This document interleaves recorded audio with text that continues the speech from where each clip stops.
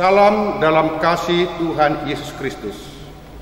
Pekabaran Injil atau Sending HKBP pada tahun 2024 ini akan memasuki 125 tahun usianya sejak lahir pada tahun 1899.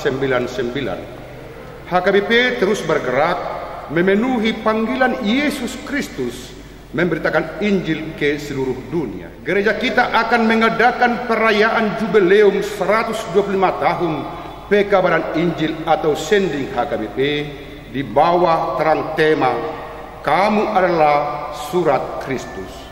Dalam rangka memeriahkan perayaan jubileum 125 tahun Pekabaran Injil atau Sending HKBP, maka HKBP Tertung Kota ikut berperan dalam perlombaan musik tiup brass warisan misionaris yang diselenggarakan panitia Pekabaran Injil 125 tahun Sending HKBP.